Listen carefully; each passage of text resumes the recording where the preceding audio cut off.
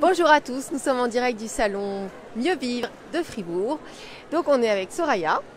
Soraya Kadirijan, oui. Voilà. Donc tu es spécialisée dans les crèmes solaires bonnes pour l'environnement et pour notre corps, parce qu'avec tout ce qu'on se prend comme crème chimique, c'est quand même intéressant. Tu as développé aussi des crèmes hydratantes pour le visage. Oui, absolument. Donc, plusieurs formats où on peut transporter, voilà. Comment ça se fait que tu as eu cette idée-là de développer ça? Écoute, à l'origine, moi je suis docteur en biologie, je suis spécialisée sur les récifs coralliens. Et puis en allant en Australie pour aller plonger au niveau de la barrière de corail, je me suis aperçue qu'il n'y avait pas beaucoup de vie à ce moment-là. Et puis en faisant quelques recherches ensuite, je me suis aperçue... Tu étais dans un gros bateau où tu as vu qu'on... Oui, voilà, donc j'étais sur un gros bateau. Alors c'est ces bateaux qui partent avec plein de touristes, qui les emmènent sur des îles. Et puis on est arrivé sur une des îles. Et puis là, il y avait 50 personnes sur le bateau. Tout le monde saute à l'eau, donc bien crémé avant de sauter dans l'eau. Et puis voilà, et j'ai sauté également. Et puis en mettant la tête sous l'eau, je m'attendais à avoir plein de couleurs, plein de choses merveilleuses. Et il n'y avait rien du tout. Pas de poissons, pas de corail, rien du tout. Donc là, ça m'a quand même un peu perturbée. Surtout qu'après, je suis allée plonger en Nouvelle-Calédonie où j'ai retrouvé toutes ces couleurs et tout qui était vraiment splendide. Et puis bon, de là, en revenant ensuite, j'ai fait quand même des recherches et je me suis aperçue qu'il y avait vraiment un gros souci par rapport aux filtres chimiques qu'il y a dans les crèmes solaires actuellement. Donc, et ces filtres chimiques ont un impact sur le corail.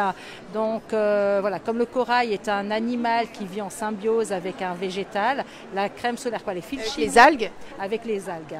Voilà, donc, on tue les algues quand on met de la crème, des filtres chimiques dans voilà, donc ces filtres chimiques tuent les algues. Et comme les algues meurent, donc automatiquement, le corail va mourir à la suite de ça. Et après, il y a tout l'environnement autour qui est détruit. Complètement déséquilibré et détruit. Et puis notre corps, nous aussi, on s'intoxique. Alors absolument, on s'intoxique. Et puis là, en Suisse, il y a eu de grandes études qui ont été faites à l'université de Zurich qui ont démontré que justement ces fameux filtres chimiques qu'on retrouve dans les crèmes solaires, on les retrouve après aussi dans les femmes enceintes vont le retrouver dans le lait maternel. Alors là, c'est des études qui ont été faites sur le lait maternel. Dans le lait maternel, des trucs chimiques, de crème solaire dans le lait maternel. Voilà. Tout ce qu'on met dans notre peau, donc les cosmétiques, c'est hyper important, c'est un émonctoire, mais c'est aussi, ça absorbe.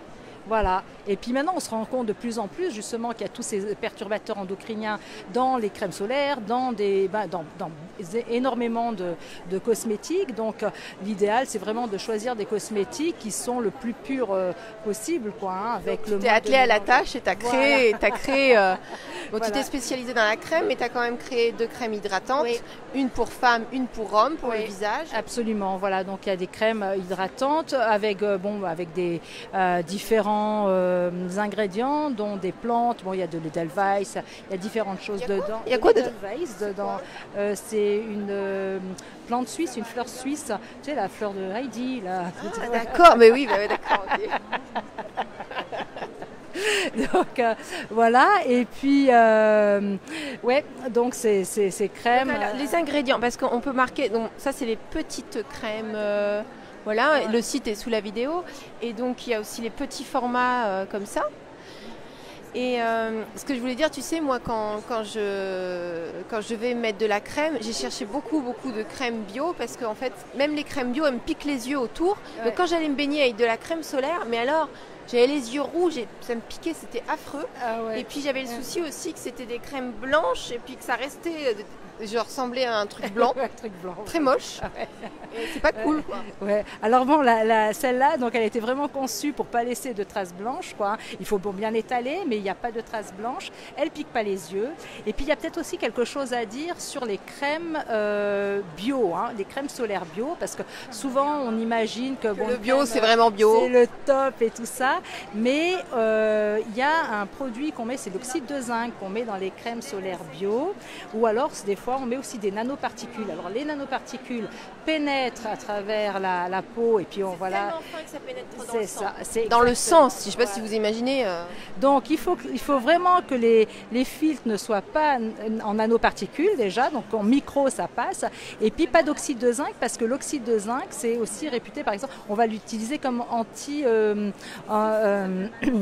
anti-algues. Donc on utilise par exemple pour nettoyer les bateaux, etc. Donc si on arrive à tuer les algues qui sont sur les bateaux, on peut imaginer ce qui se passe dans le lac et puis sur nous également, quoi. Et tu sais que bon, moi j'ai fait beaucoup de recherches sur les conservateurs, les cosmétiques, même bio. Quand on me dit que c'est bio, je vérifie et je regarde. Et donc, je ne sais pas vous en Suisse, mais nous en France, on a des choses qui sont labellisées bio, qui sont autorisées, mais qui ne sont pas du tout écologiques pour notre corps et tout. Ouais. Et donc, moi, je me suis fait un guide de tous les conservateurs qu'il faut éviter, qui n'ont rien à faire. Enfin, je veux dire, c'est incroyable. Donc, je suis très contente de trouver. Même si tu as développé qu'une petite gamme, c'est un bon basique et au moins on peut lui faire confiance. Voilà. Et puis, donc ce qu'il faut savoir aussi, c'est que si on a une crème solaire qui dépasse un SPF de 30, donc l'indice de protection de 30, automatiquement on va avoir soit des filtres chimiques, soit de l'oxyde de zinc, soit des nanoparticules. Donc ça, c'est quelque chose à savoir. Et puis c'est vrai qu'il y a beaucoup de personnes, et puis moi j'étais la première au départ en me disant si c'est pas 50, c'est pas bon. Et en fait, non, avec un 30, vous êtes autant protégé qu'un 50, sauf que sur le temps, ça va pas protéger sur le même temps. Mais il suffit tout simplement de s'en remettre un petit peu et puis on est protégé. Et après, l'autre chose aussi à savoir, c'est que finalement, utiliser des t-shirts, des chapeaux, vraiment se protéger du soleil différemment, on peut le faire sans avoir recours vraiment à trop de crème. Tu conseilles quoi, toi ?